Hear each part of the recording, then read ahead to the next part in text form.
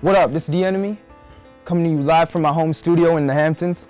No, I'm fucking with you, I ain't in the Hamptons. But as you can see, I'm in the studio and I'm basically working on material to follow up to what I currently have out right now. So if you're not familiar with that, then I suggest you familiarize yourself immediately.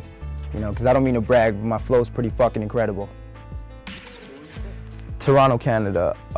Basically, I would say, I think people had like a general perception that I was from New York or LA, just for the fact that a lot of the mixtapes I was doing was situated in that area, in those regions. So I was on a couple of mixtapes in New York, and DJ White Owl being one of them.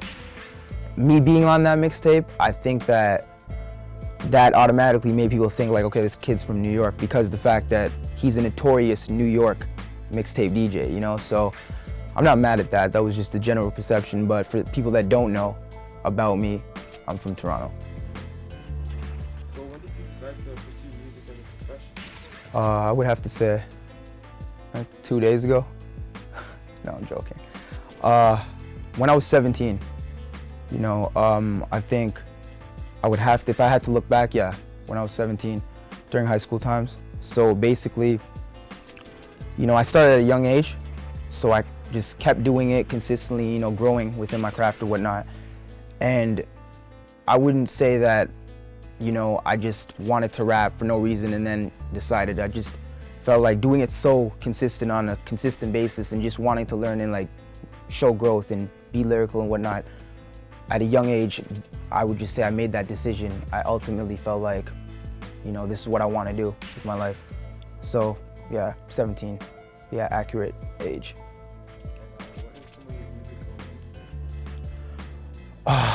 Musical influences. Well, usually, like, I don't like to categorize too much things, but for myself, just from my career, my standpoint, I would say for hip hop, like various MCs, I kind of gear towards a lot of lyrical guys, a lot more lyricism like rappers. I would say Eminem, Big L, Big Daddy Kane, Rakim,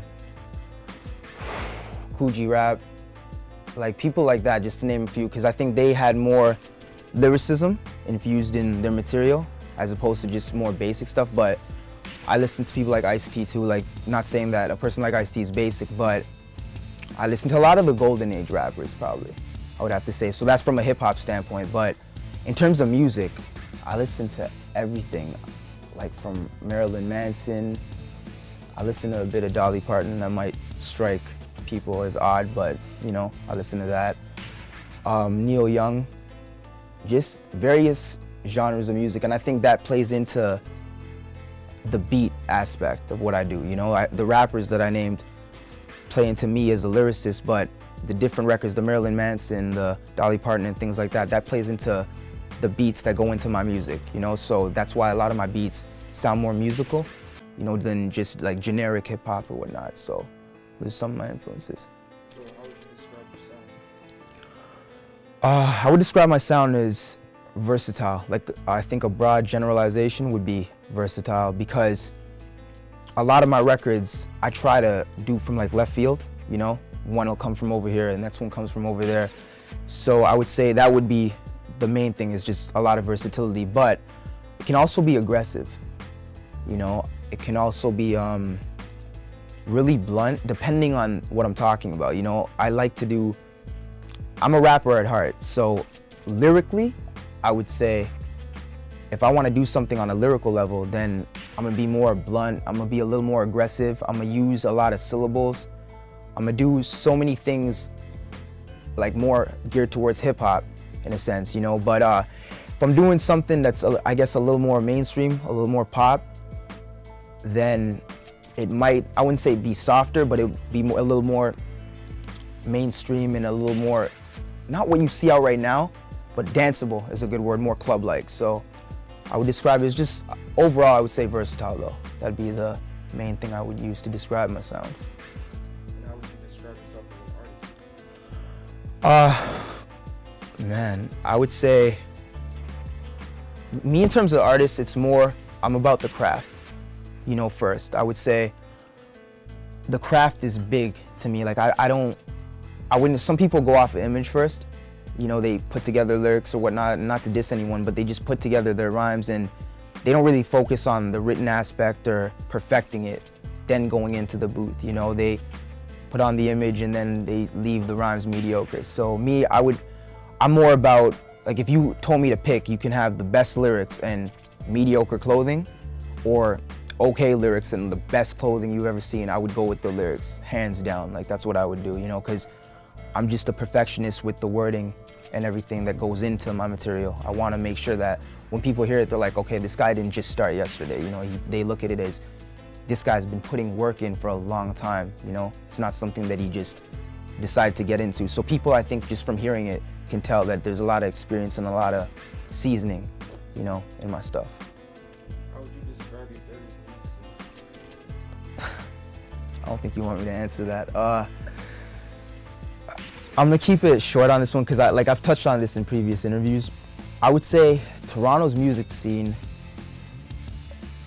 for people that don't know, to me there is no music scene. I'm not so in touch with the music scene because I don't think it's handled correctly.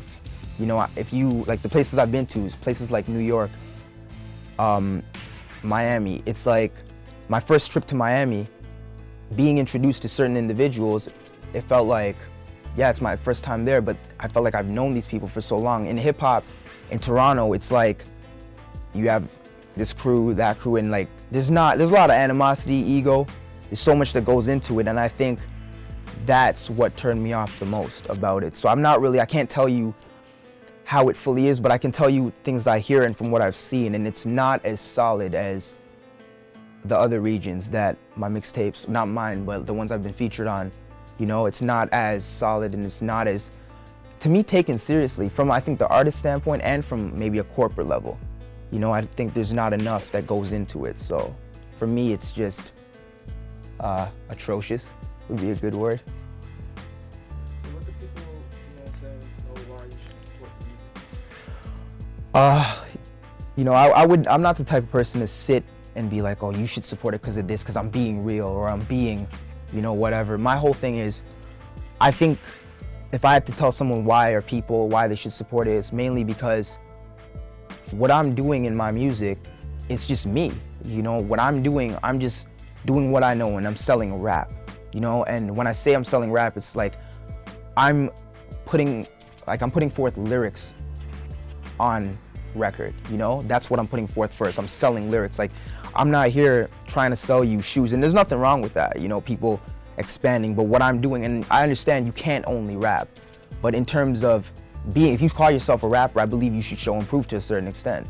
You know, you should put words together correctly. You should do it in a way where people don't look at it as, man, this guy, I'm not feeling that, or they, you know, call you whack or whatnot. You know, if you're gonna say, yeah, I'm doing hip hop, I think you should do it justice. So for me, I think fans should support it because of the lack of, not lack of, the amount of seriousness that I infuse into my music. I think that shows, and I think, you know, certain things I hear too, people say, oh, you know, NME, he's a lyrical rapper or whatnot, and I like that because that shows me that what I'm doing is right. When I'm being lyrical, people, you know, they identify with it and they check and they're like, okay, yeah, this guy, he's like legit, you know, he's legitimate in what he's doing. So I would say the main reason is because when I say I'm doing hip hop, I'm actually doing it justice. You know, I'm not just out here, you know, fabricating lyrics and saying I do this and whatnot. I'm actually giving you me.